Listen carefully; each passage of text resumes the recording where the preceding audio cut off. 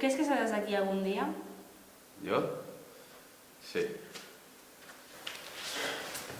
Cuando tenga la barba blanca y no me queden más que los tornillos, me soltará. Te diré a dónde iría yo. A Cihuatanejo. Igual que... Cihuatanejo. Es un pueblo de México, frente al Pacífico. ¿Sabes lo que dicen los mexicanos del Pacífico? No. Que no tiene memoria. Por eso quiero acabar mi vida allí, en un cálido lugar, sin recuerdos.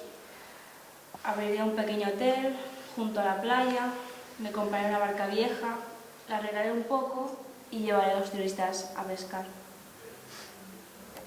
Cihuatanejo. Me resultaría útil allí, un hombre que consigue cosas. No creo que sobreviviera fuera de aquí. He estado aquí más de media vida y estoy acostumbrado, igual que lo estaba Brooks. Te estás subestimando.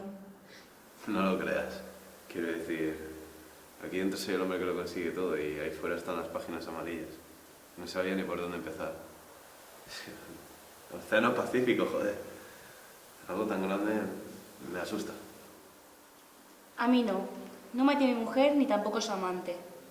Si cometí errores ya los he pagado, y con intereses. Ese hotel, esa barca, no creo que esté pidiendo demasiado. No deberías torturarte de esa forma, hombre. Es solo un puñetero sueño. México está en el quinto coño y tú estás aquí y eso es lo que hay. Sí, vale. Eso es lo que hay. Está allí y yo estoy aquí.